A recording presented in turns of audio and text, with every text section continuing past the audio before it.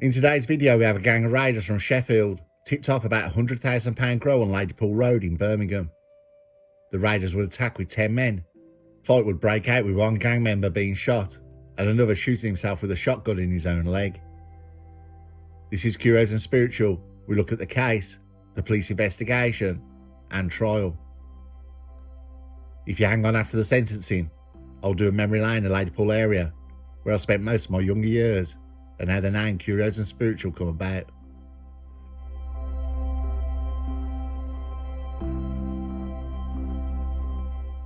On October the 23rd, 2021, on the Ladypool Road in Sparkbrook in Birmingham, police were reported to a shooting. In fact, 2 victims. One had been shot in the neck on the Ladypool Road. A bit further away, another man was found with a shotgun wound to his leg and foot, who had collapsed and passed out due to blood loss. So let's look into this story and what happened. 1 week earlier in Sheffield, word had passed through to a dealer gang about a grow on Ladypool Road in Birmingham in a disused shop.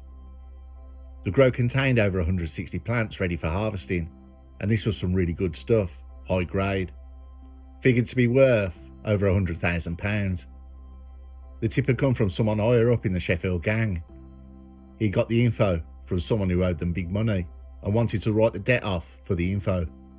On the 22nd October 2023, Gasha Malaya, Hassan Karcher, Abdul Yeslim, Al Hassan Mohammed and 6 others were tasked with the raid and robbery. Armed with sledgehammers, knives, swords, bolt cutters and a shotgun. The 10 men drove down to Birmingham on the M1 motorway in 3 vehicles, being led by a Renault Megane, taking just 2 hours to arrive at the destination. In the early hours of the next day, one of the vehicles went on a scouting mission. After working out the way in at 2:30 a.m, 6 people armed with weapons, including Gasha Malaya, who had a loaded shotgun, and Hassan Karcher, went down a back alley leading to the shop. 4 other men waited inside the 3 vehicles. Al Hassan Mohammed waited as a lookout across the road, armed with a samurai sword. The group went to work on the metal security gate in the alley. The 6 men spent around 15 minutes using sledgehammers, crowbars and bolt cutters to smash it open. They then spent further time using sledgehammers again to break down a back door, with 67 thuds being heard on CCTV. Inside the grow, unknown to the gang outside, was one of the farmers, and after hearing the first bangs to the gate, he snuck out through the front shutters and went across the street and phoned for help. Walking straight past Al Hassan Mohammed, who was on CCTV camera, his attention was focused the other way, watching a car further down the road. The grow gang arrived in an Audi A6 armed with bats and machetes to protect the crop. They immediately ran down the alley. Some of the Sheffield intruders were trapped in the alleyway. Some managed to run away, some managed to get back into the car, and one hid on the roof. One of the crop defender gang ran down the alley, only to back away having a shotgun then pointed at him by Mayala. Still backing away, Mayala shoots a shotgun, hitting the crop defender in the neck and the chest. He stumbles for 30 seconds before collapsing on the ground. Everyone, including the Sheffield gang and crop defenders, run off. Mayala lowers a shotgun and makes a run for the Renault car they arrived in and jumps in the back of the car, accidentally firing the shotgun again, blowing away part of his own leg. Mayala was dumped at the side of the road on Walford Road, and paramedics rushed into hospital with a police escort. Paramedics also attended the scene of the grow, treating the injured man with gunshot wounds to his neck and chest. He received life-changing injuries. Both gangs had fled the scene.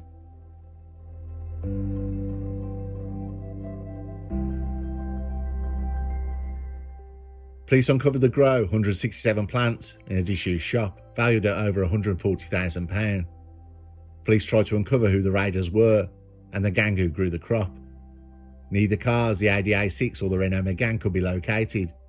Both cars were on clone plates. Hassan Karcher had made the 999 call to report injured Malaya, who was left behind with his wound to his leg. He then went back to Sheffield and fled to Belfast.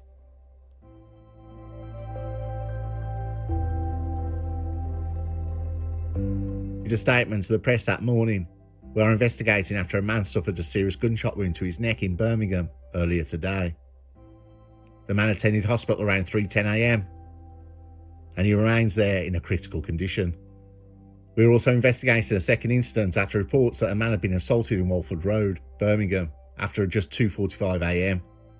Officers attending and found a man had suffered a gunshot wound to his leg. He was treated at the scene before being taken to hospital. His condition is not believed to be life-threatening. We have cordoned off a section of Ladypool Road as forensic examinations are carried out, and forensic examiners are also working at the scene in Walford Road. We are at very early stages of our investigation into both these incidents, with officers carrying out house-to-house inquiries and retrieving CCTV footage from around the areas. Police, with the help of ANPR cameras, track the journey of the Sheffield raiders. Though they use burner phones, they only work if you use them and chuck them, not keep them and leave them on. Police were able to ID from CCTV cameras at the scene 4 of the 10 raiders: Gasha Malaya, Hassan Karcher and Abdul Yeslim.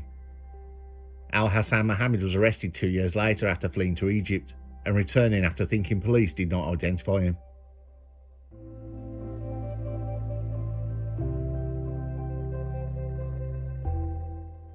At Birmingham Crown Court in 2023, Gasha Malaya, 28 years old, who fired his shotgun at a member of the opposing group before he inadvertently blasted himself in the leg a few minutes later, was jailed for 11 years for wounding with intent and possessing a gun with intent to rob. Abdel Yeslim received 6 years, 8 months for aggravated burglary. Al Hassan Mohammed fled the country to Cairo in Egypt, only to be arrested when he returned to the UK 2 years later. He went on to admit aggravated burglary and possession of an offensive weapon. He was sentenced to 5 years and 6 months. Hassan Karcher was arrested in Belfast. He was convicted of having an offensive weapon and was handed a 12-month community order. No other arrests were made of the Sheffield gang, and no arrests of the gang who owned the grow. The man who was shot in the neck survived, and no charges were brought against him.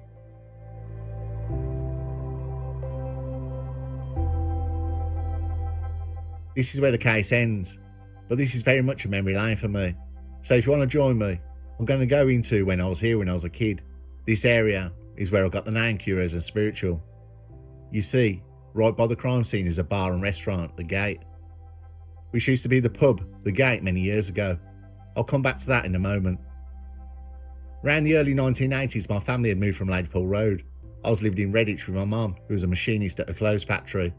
My dad was a guitarist, but that didn't pay, so he followed his dad and became a middleman and spent time away with free room and board, if you know what I mean. We were flush one minute when he was out and flat broke the times he was away.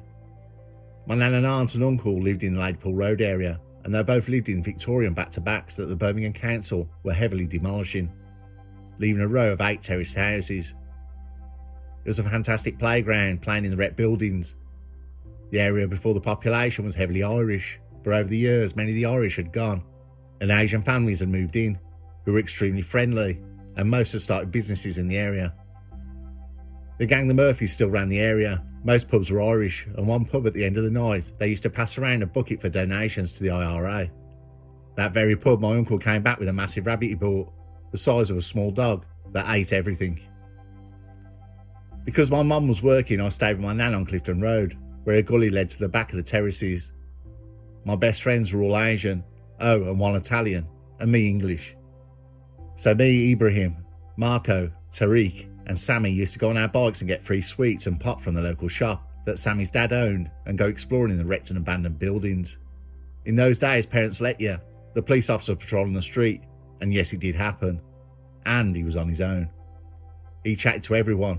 He just told us kids to be careful, watch the road and get home before it's dark, as he doesn't fancy risking his neck looking in those buildings for us. Sammy was my closest friend and his family lived next door to my nan. I was mad on snooker, and as a kid I was mesmerised by it. The pub The Gate off the Ladypool Road had a snooker table. The pub landlord let me and my nan in, while my nan had a drink and watched TV, which had one tune to the UK TV and the other to Irish TV channels. I watched big money change hands at the snooker table. The people at the pub were rough and tough, and you couldn't see another side of the room through the cigarette smoke. I was kept in heavy supply of cola and crisps with the salt bags inside, bought by pub goers. They loved me being there. Every time they brought around, they bought a drink for me. At the bar one day there was 3 Irish blokes, all wearing donkey jackets and wellies. I remember it as clear as day. While one was talking, the other 2 were hooked on what he was saying. After talking, the one said that's a very strange thing, and the other said you were damn lucky. The one raised his drink and said the Curios&Spiritual, and downed his shot. It's stuck with me ever since, and it's a name I used in the future for my antique shop, which I wound up but still kept the name. The Birmingham Council started eviction notices for the demolition. Sammy's family was the first to leave and went to Moseley Village and opened another shop there. Marco was the next and went back to Italy. They tried living here, but it was so much of a different life.